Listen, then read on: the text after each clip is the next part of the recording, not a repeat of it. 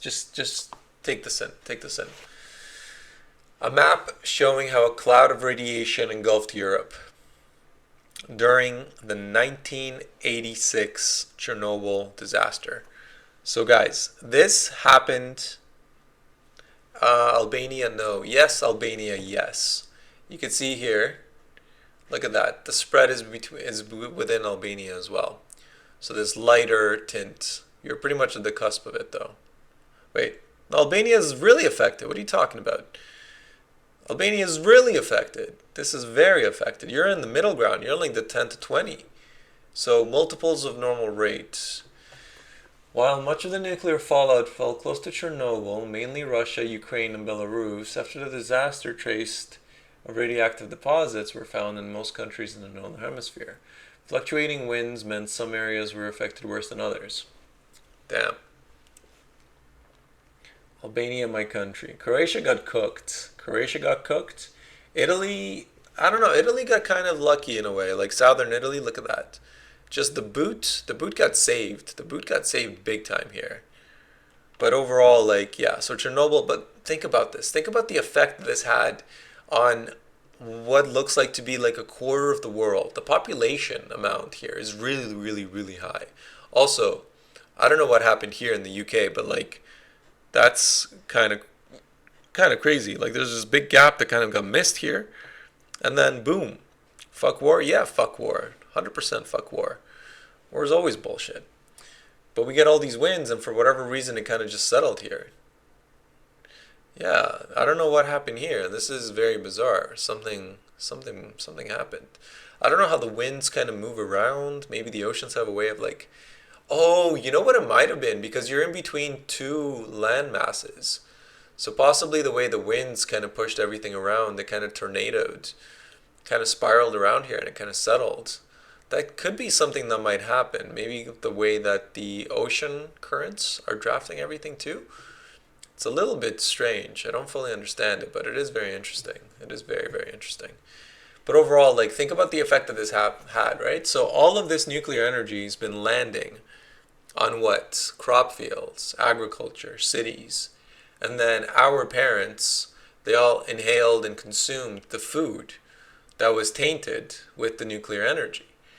So, like, all of this nuclear energy went inside their bodies, and your parents probably still didn't have you guys, but your dad was eating the food, and he's creating sperm, which is making you guys, and then your mom's eating food, and it's getting inside of her system, and then they have a little baby, they have a little recce, a little used, a little darkness, a little bit of everybody, a little dog trash.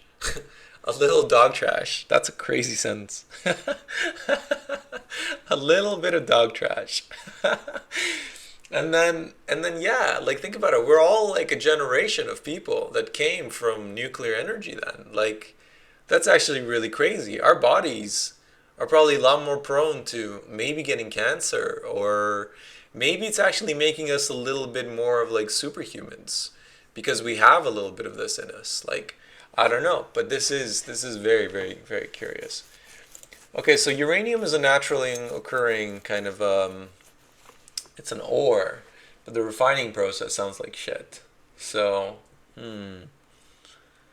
okay, so that's what was happening. So Iran was refining the uranium in order to make it into uranium 235. That's my understanding.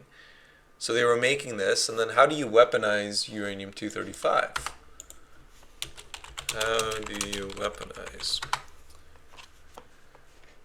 How do you make uranium 235? Weapon grade uranium process explained. Iran. The Guardian. Isn't this kind of crazy, guys? Look at this. Look at what we're looking at, guys. Weapon grade uranium process explained. Iran. And this is from 2010. So uranium and Iran have like a very close-knit relationship. Looks like they've always had it. No, thank you. Reject it all. The 7 main processes involving in making enriched uranium from mined ore.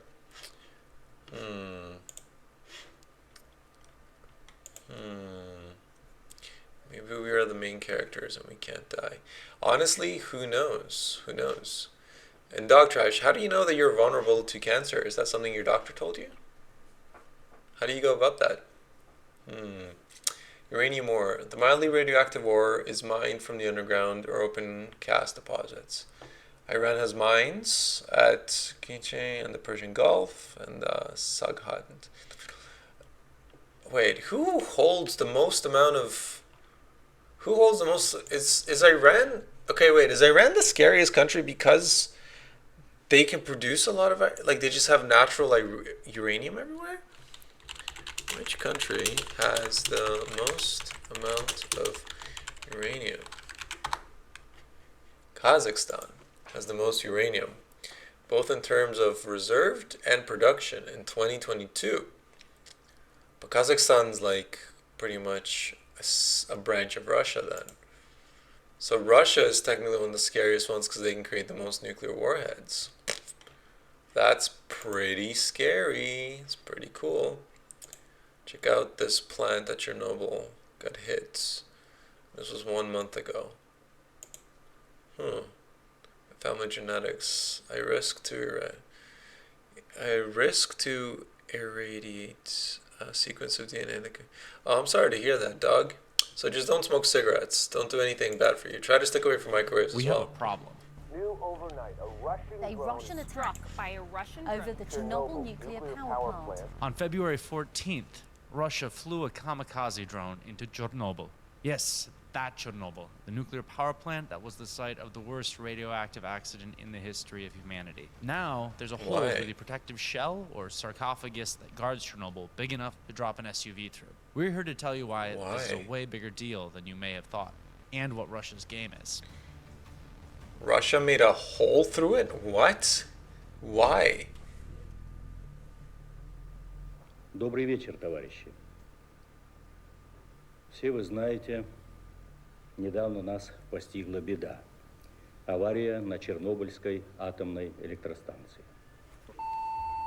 Chernobyl is one of the few pieces of Ukrainian history that nearly everyone in the world has heard of. At the time of the accident in 1986, only 5% of the radioactive reactor core was surely an accident. Into the environment. 100% that was enough an accident. To leave 1,000 square miles sorry surrounding guys. the Chernobyl power plant uninhabitable to the totally present missed day. Kiev. An area known Landed as the right in zone. fucking The explosion Chernobyl. at Chernobyl released 400 times more radiation than the nuclear bomb on Hiroshima during World War II. All of that from just 5 times more radiation. Area known as Sorry, the did I hear that right? zone. 400 The times? explosion at Chernobyl released 400 times more radiation. 400 times more than the explosion in Hiroshima.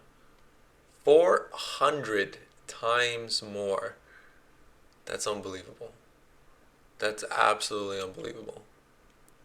Radiation than the nuclear bomb on Hiroshima during World War II. All of that from just 5% of the reactor's contents. Mostly uranium, 5%. plutonium, and the resulting molten mess termed corium. The reactor melted down exactly 39 years ago tonight at 1:23 in the morning. Since then, over 200 tons of radioactive material have remained within the new safe confinement, the official name of the sarcophagus shielding the destroyed plant. That's crazy. That's such a human way to deal with something, isn't it, guys? Like, a disaster happened, a mistake happened, and literally, look at what we're looking at. This is just a giant band-aid. This is a gigantic band-aid that they put over this. Like, let's not worry about it for now. Let's just put a band-aid on it and see what else can happen. Like, it's just such human thinking, you know? It's like, I don't know. What else can you deal with it? I don't know, just find a way of actually being able to remove radioactivity, cleaning it. Like, I'm not a genius. I'm far from a genius, guys. But I'm just saying, like, again, this is a temporary way of doing it. There is no way. I believe there's a way. If they invest enough money and scientists into this, there's probably a way of doing it. Because if you think about it, right, the laws of physics say that you can't create energy, but you can transfer energy. You can exchange energy from one thing to another. So, granted, we still have the nuclear energy there. And yes, it's leaking through. But can you not find a way of converting that energy into something useful instead of just containing it inside the shell? That's all I'm saying. I'm not smart enough to figure out the way. And I think that in the future we will find a way. And I do think that probably in the year 30, 50, whatever, we're gonna look back at things like this and laugh and say, how could we have been so primitive to think that you can just put a band-aid on something like this and it's fine? And I'm still sticking to my point. I do think that it makes sense. Because think about it, it's a band-aid. And what happened? Russia came in and just ripped the band-aid off. And then the issue persists. We're still having the same problem. So there we have it. To understand the situation caused by Russia's drone strike on Chernobyl, let's talk about what this sarcophagus That is just seems and how spiteful. it works. So first, That just seems spiteful. why did we need any type of confinement? And by that I mean, what exactly is it confining? Radiation is commonly depicted in pop culture as a glowing light. That kind of radiation, electromagnetic radiation, is fairly common, and much of it is benign. In addition to visible light, electromagnetic radiation includes radio and microwaves, X-rays, and also highly dangerous gamma rays, all of which erupted from Chernobyl. But this was not the most dangerous radiation that the Chernobyl meltdown released. Think of Oh, that's a pollen, really beautiful which sight. Look at trees that. release, and the wind Wow, picks that's up such a and carries beautiful it video. everywhere, to Wow. other trees and flowers, but also onto your skin and, as anyone with allergies knows, up your nose. Now multiply that by about 1,000,000 times. That's True, particle true. radiation. That was the main threat of Chernobyl. 4 tons of radioactive dust is still sitting inside the destroyed True. nuclear reactor under the sarcophagus, along with a Oh mountain my of god. Oh my god. Oh my god. So you're not even. That's so fucked up. Oh my god. So you're not even trying to send a message. You're not even trying to like win a war. You're literally trying to kill all the people living in the proximity of this place. If you're actually going to go and drone strike fucking Chernobyl, like, think about it, guys. The whole idea was you're fighting over land, right? Which, again, to Vanya's point, it would have been pretty much like a economic war. You just want to have more land, you want to have more power. You know, like, I get that. But this is like a slow death for so many people. And you're making a hole in this, and all those particles are just going to go all over, and it's affecting more than just Ukraine because wind currents take shit everywhere. So now, like, you're not just fucking up Ukraine, you're fucking up all the neighboring countries, including yourself. That's just dumb. That's just dumb, man. Oh my god, is that just dumb? That's really, really, really, really dumb. Oh my god. That's so stupid.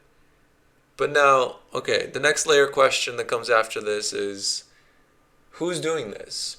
Like, was this an intentional strike by the military that's organized by the war generals of Russia? Or maybe even Putin himself? Or was this just some fucking idiot who had the ability to have a drone and flew it a little bit off the side of Kiev to the north towards Chernobyl and ended up smacking it because they're cynical, sick bastards who just want to watch the world burn?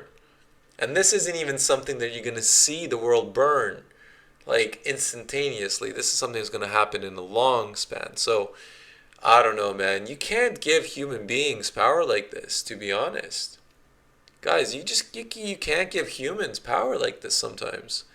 Like, you need to be trained mentally, not just physically, to be an army soldier. You need to think about the repercussions of things like this. This is unbelievably stupid. There's no way it was an accident. There's no way it was an accident, but like, it could be something else. The original goal was and remains to keep these radioactive particles and dust under lock and key. But again, that's rather what than I let mean, them guys, float right? off Like, with the you're wind pretty or much putting a sink deeper band-aid on the surface of the ground. solution where, They tried to like, limit it could be a lot contamination. worse. Nobody, however, bothered to weld the enclosure shut or bolt its joints together, leaving rainwater free to creep in through the unsealed roof. In short, it was a band-aid over a bullet wound, but that was the idea. It was designed to last 20 or 30 years, but it corroded quickly, becoming hazardously unstable. In fact, the enclosure had to be stabilized with external scaffolding in 2008. Yeah, and to that's prevent another it. point too, So guys, right? Like, excuse me, like imagine being the person who has to do this work.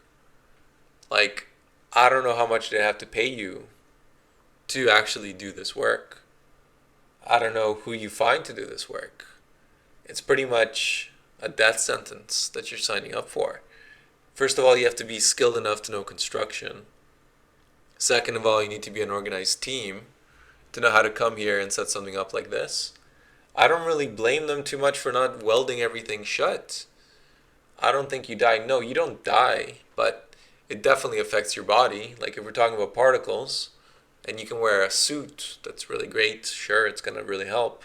But the fear of being contaminated in some way, pretty scary as well, right? And then the scary part is you can come back home and see your family, and maybe you have a son or a daughter, and you kind of have this like, I don't know. I would personally have this weight in the back of my head thinking, is it on my skin? Like, where is it? If I hug them, like, am I gonna get them infected? How's that gonna affect them? You know? Because we all know about like microplastics, right? And we know how bad they can be for your brain. They can be bad for your health. And this is like a different way of it, in a way. So, radiations can cause serious mutations to the DNA. It's extremely dangerous.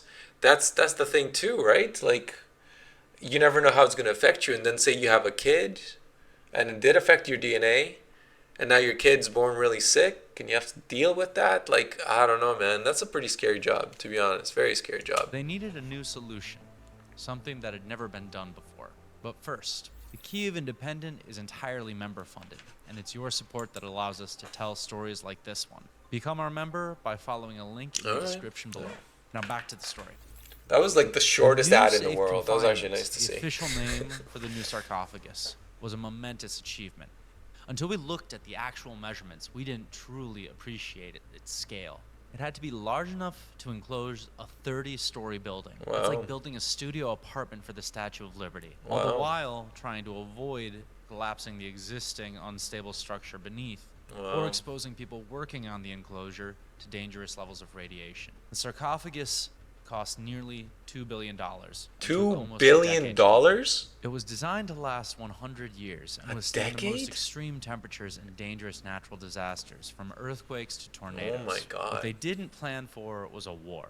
In February this year, Russia did something mind-boggling. And now, this relatively new $2 billion sarcophagus, a protective shield between humanity and the worst nuclear disaster in history, is no longer doing what it was designed to do. Ніхто й не думав, що взагалі ми опинимося в ситуації, коли буде атакована Чорнобильська атомна станція, коли буде атакована новий безпечний контейнер. Of course you wouldn't expect anything like this. В умовах війни може бути атакований будь-який об'єкт, але you would expect that everybody's on the same page about this. Безвідповідальності був з боку росіян. When Russia blasted through the nearly 40-foot double walls of the new safe confinement, it short-circuited two critical functions in addition to opening a gaping hole.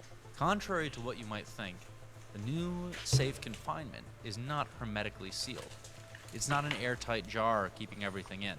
How it works is that a specially designed ventilation system maintains a lower atmospheric pressure inside, about 5 to 8 pascals lower than the exterior, to be precise. Even if you skipped class in high school, we all have a basic understanding that airflow moves from high to low pressure. You poke a small hole in a balloon, the air leaks out. So, lower pressure inside the confinement pulls air inside rather than letting it outside. To do that, you need to have a controlled environment, something you can't really do with a hole in the side. That's the first problem. The second is related to the arch's design.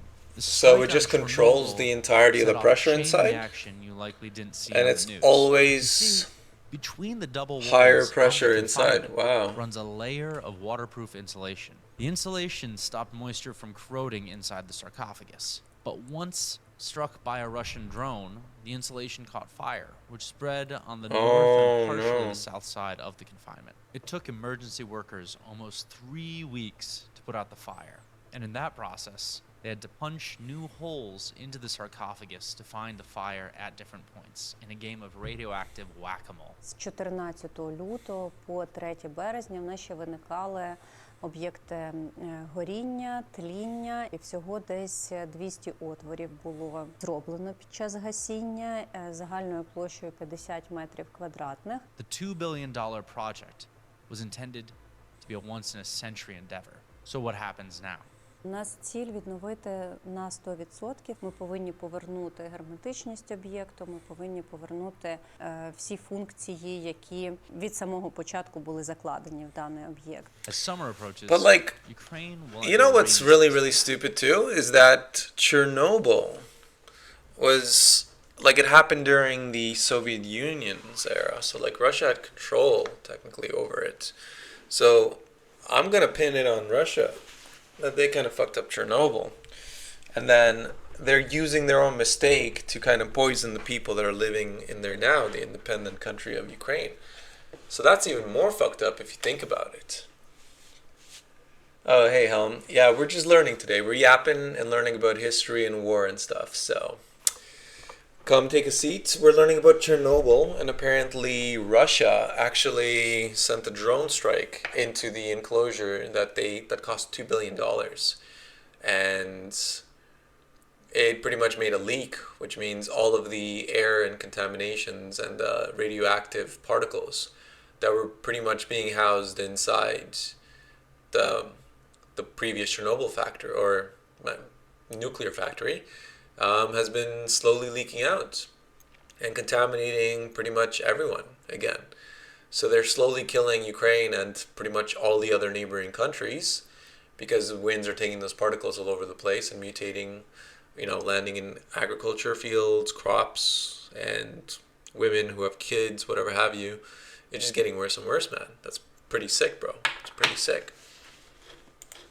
Temperatures will rise. Neither will help stave off corrosion. Що стосується термінів, We're not quite at World взагалі War по III, відновленню but функціональності nuclear powers are Арктики, getting тут зараз pretty angry важко lately. сказати. Another It's option getting pretty would creepy, be yeah. to move the confinement away from the reactor. I mean, Korea's been talking shit about, you know, nuclear power and like shooting out nukes all the time, but it's been what, 20 years that they've been doing this, and it's kind of still in the same space. Kind of hoping the same thing happens between Israel and Iran. So we're in a predicament, and it makes us wonder, what was the point of the attack? Since the start of the full-scale invasion, Yeah, my question Russia exactly, what's the rattled point? the nuclear saber to sideline the world from intervening more directly on behalf of Ukraine. They shelled the Zaporizhia nuclear plant, the largest nuclear power plant in Europe, as they captured it in 2022. Russian airstrikes have at various points also narrowly missed the South Ukraine and Khmelnytsky nuclear power plants. Not to mention, Russia has the world's largest nuclear arsenal, which Russian officials love bringing up in public statements. Threatening nuclear apocalypse appears to be central to Russia's foreign policy doctrine. Russia has denied each of these attacks, either in whole or in part, but intentionally attacking a nuclear power plant is a war crime, as enshrined in the Geneva Convention. That is a war crime. Okay, I'm glad it's a war crime. I was talking about that. It doesn't seem like it would be a smart idea on anybody's side. Like, if anybody goes ahead and attacks a nuclear plant, 100% all the other countries should forcibly come and beat the shit out of the president. Not the president, but at least, yeah, enforce some sort of really strong sanctions or something into that country. Because the devastation of like the aftermath that could happen off of that could be devastating to anybody. Like, we've all seen the movie War Games, right? Have you guys seen the movie War Games? It was a movie back in like 1990s that it was still back when like I think the US and Russia were fighting. It was more of a Cold War at that point, I think. But anyways, there was this scientist who created this simulation that pretty much, well, he created a AI in a way that's supposed to help figure out what would happen in a nuclear war. And they were using this AI to actually kind of control their military. And the AI went renegade and said, hey, you know what we're going to do? I'm going to go and start launching nukes at everyone. And then everyone started panicking because the AI became somewhat sentient. So then the creator of the AI had to go back and meet with the computer again, and the computer thought it was just playing a game. It never fully understood that like people's lives were going to be at stake. So it thought this is how you win the game. You shoot a nuke and you're going to win. And then at the very end, it's actually a very cute ending. What happens is the original creator of the AI kind of teaches the computer system that if you shoot a nuke, the other country's going to shoot a nuke back, and then pretty much everyone else is going to shoot nukes, and then the whole world dies. And it took a little while for this AI computer to kind of learn this, and at the end, the computer is like, oh, I see. So I will win, but they will win, and then nobody wins. So the best way to actually play the game is to just not play the game, because everyone loses, technically, when you play this game. And this was back in like the 1990s. So like this threat was very, very new. Well, not new, but it was very apparent. And I feel like what happened now is we just get sidetracked with all these other things. Like, it's very easy to get distracted with movies, Instagram, TikTok, whatever. And yeah, you kind of forget about these things that were really, really real 20, 30 years ago. Like, a lot happens in 20, 30 years. So it's easy to forget about these things. But, I mean, it was an active thing then, it's an active thing now. Perhaps Russia didn't intend to strike Chernobyl. The Gerin-2 kamikaze drone used in the attack can be accurate to within about 200 meters. The chances of hitting that one particular object within a 1,000 square mile exclusion zone by accident are quite low. Russia frequently launches its Gerin-2 drones over Chernobyl, and yet the Kremlin spokesperson Dmitry Peskov denied Russia's involvement, calling it a fabrication and provocation from Kiev. The Russian military does not do this. So even if it was an accident, Russia still routinely and brazenly and ignorantly plays with fire, and lies about it when it does. And this is not new for Russia. Here are declassified KGB documents telling state secrets concerning the Chernobyl accident. 1. The true reason of the accident. 2. Amount of damage. 3. The amount and type of discharge from the meltdown. 7. Information about the scale of contamination. 15. The mass poisoning and diseases. It goes on and on. That was from July 28, 1986, 3 months after the worst nuclear disaster in history. Soviet leader Mikhail Gorbachev was silent about the accident for 18 days. When he finally emerged on Soviet television, he spoke about Chernobyl passively while using the same timeless whataboutism we hear from the Kremlin today.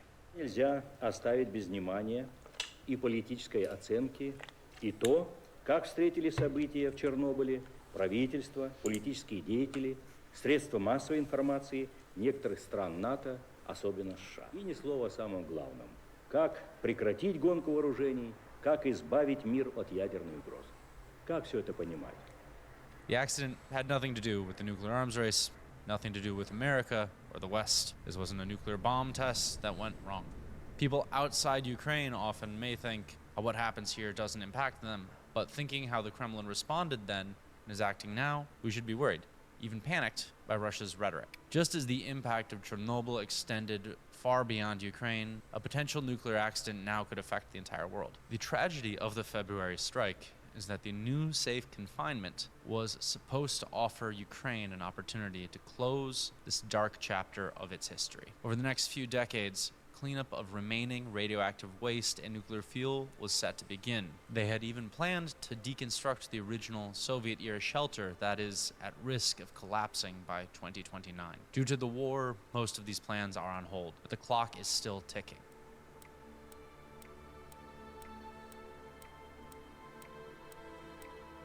That's really crazy. Було заплановано роботи по демонтажу цих нестабільних конструкцій. Зараз зрозуміло, що ми мусимо трішечки посунути в часі. Наскільки це буде залежати від того, як швидко ми зможемо відновити функціональність ярки, тому що будь-які роботи з такого плану об'єктами, звичайно, можуть безпосередньо спостерігати, але it's a thing that's been ongoing for generations and years, and I feel like it's nothing really new. But we just get better and better at like distracting other people, right? So Ukraine repair you kind of make somebody passive in the brain, keep them calm, and then there's nothing else. You can pretty much control anything you want. So what do you think? Let us know in the I like this guy. This guy's actually very good. If you want to learn more about This guy's Chernobyl, very, very check out our smart. episode of Dare to Ukraine. Don't forget Kiev to like and Independence. subscribe. I like this. I'm gonna like and subscribe. That guy was really, really cool. That guy was very, very interesting. Definitely want to see a little bit more of that.